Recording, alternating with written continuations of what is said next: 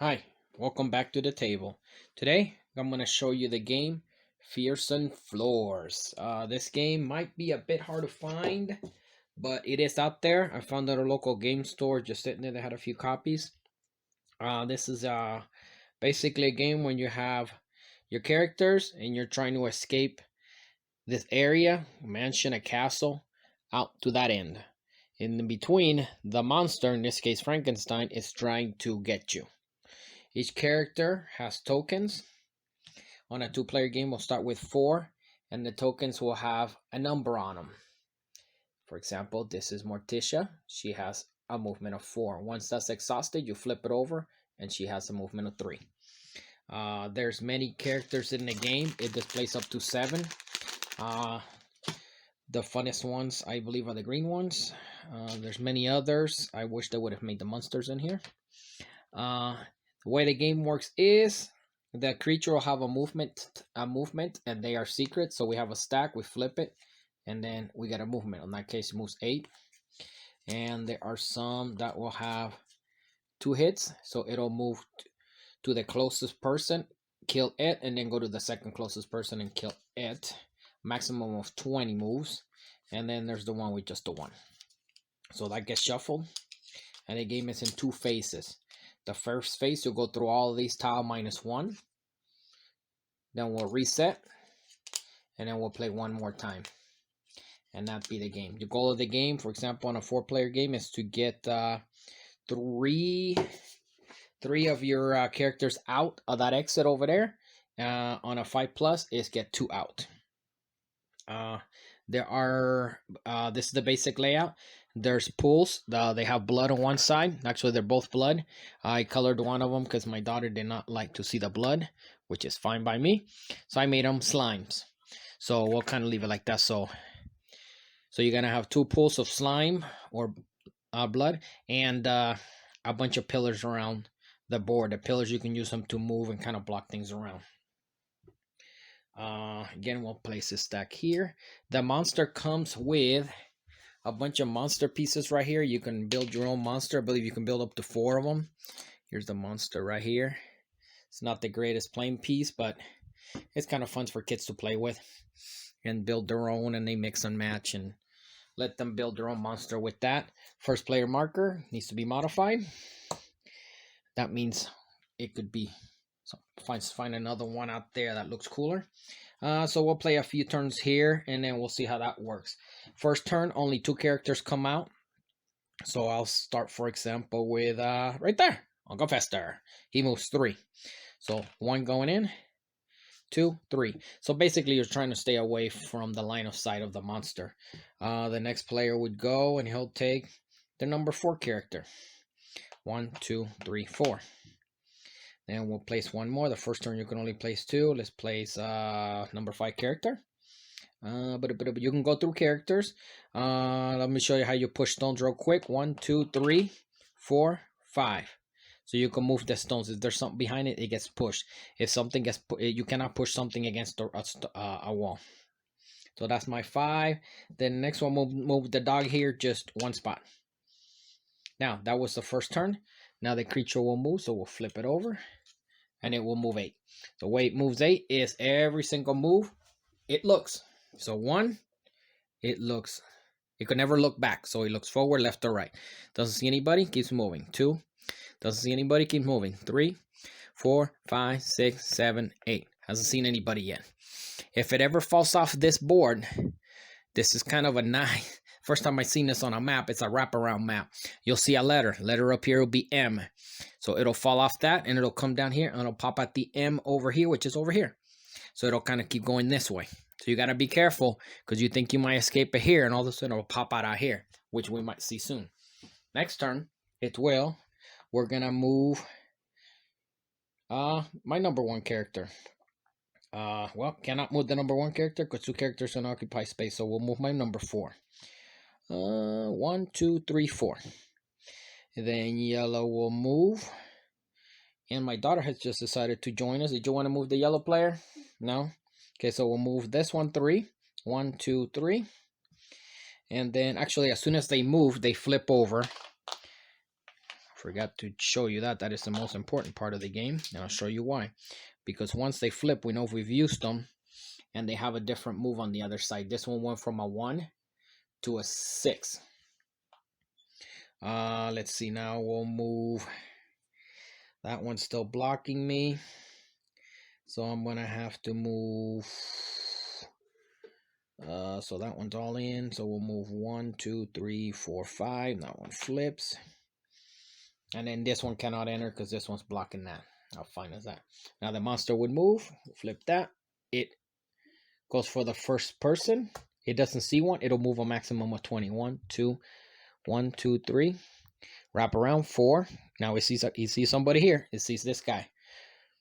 5, 6, 7, 8, 9, 10, 11, 12. He's done. 13. 4. It only does 1 because it was the 1 strike. So this guy comes off the board. He can come back on the game again. But on the second phase, when we go through that stack, they're out. So the monster moves. So now we get to move our characters around. She didn't move. And then let's say it was the green player's turn. The green player is kind of sitting here and the monster's looking this way. So this guy has to move. So what's going to happen is as soon as the monster moves here, it's going to look left, right. And it's going to see this character here first. So it's going to go that way. So let's get her out of the way. That's why these pillars are nice to hide behind. So she's going to wrap around behind him. 1, 2, 3. So she's safe. And she flips. Now the yellow player is going to move.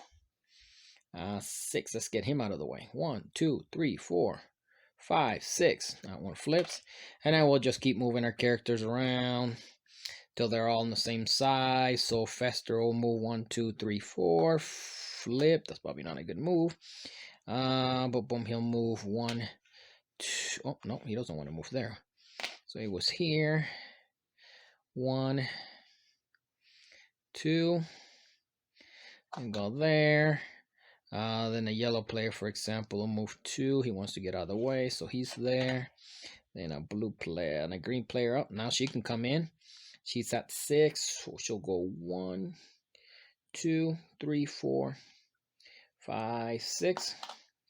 Then yellow will move 4. 1, 2, 3, 4 right behind him. Oops. So he's safe behind him. And then I got one more there, and then this one will come in at 1, 2. This one's gonna kind of be in trouble here. 1, 2, 3. Now that monster would go. In this case, Frankenstein. He moves 5. So again, he looks forward that way. Doesn't see anybody. He'll move forward the same way he's looking. That's 1. Looking left, right. Oh, sees that. So he turns. 2.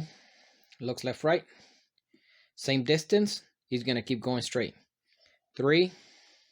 Oh, looks left, right. Same distance.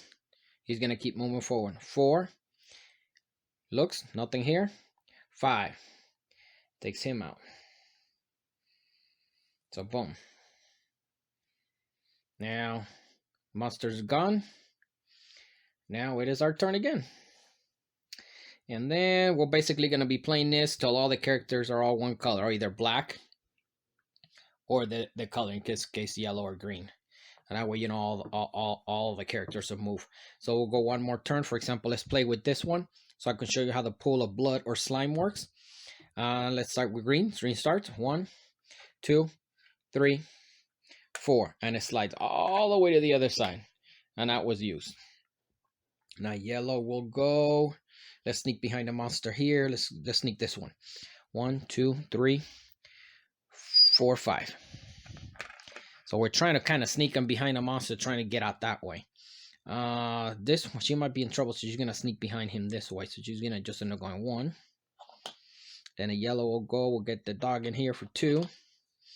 For 1, actually. And then green, let's get at, you know what? Let's get Uncle Fester remote. So I'll go 1, 2, 3. So the pillars are blocking the line of sight here. And then yellow's going to sneak this one behind. 1, 2, 3, 4. And then no more. My last green guy's going to go. He'll go 1, 2, 3, 4, 5. So we'll see what happens there. And then my last one here, because the only one that hasn't been flipped yet, is going to move 3. Let's move him this way. 1, 2, 3. And he flips. Now the monster's going to move. Ooh, 10. So we're just going to go 10. Move, looks left, right, forward. Nothing. 1. Nothing left, right, forward. 2. Now it sees that. Now it sees this character. 3. Nothing. 4. Nothing. 5. Takes this one out. And he keeps going. 5. Nothing this way. 6. Nothing. 7. Nothing, because that's blocking. Oh, that's blocking. 8. Oh, sees this one now. 9, 10. Ooh, just missed it. So the game's going to go on and on until all these are gone. So he would go turn, turn, turn. We do not expose the last one, so you never know which ones are going to come up. Then it turns to the second phase. On the second phase, we flip this over again. We shuffle this. Now, any eaten characters that fall off the board, they will not come back. They are off the game. So if you get too many, you won't be able to get your 3 out. You won't be able to get your required number of players out. This game does come with a few other additions, teleporters, and the stones here, they flip. So they have different, the way they move is different. That's explained with the book, and I'll do as Rodney says. I'll let you discover that on your own. But this is the basic game here. It's a pretty nice game. It's quick. It plays multiple people. It's one of those beer and pretzel type games. Not much thinking here. Just move. You can kind of mess with other players if you're playing with a lot of players. Again, it's one of those games we don't play that often, but it's a game that if it's out there, it's not very expensive when I picked it up. I don't know about now, but definitely pick it up, put it in your collection. It looks good. It's a big box, which is kind of cool looking. Again, that was Fearsome Floors. Thanks for watching. Please subscribe and like, and take care.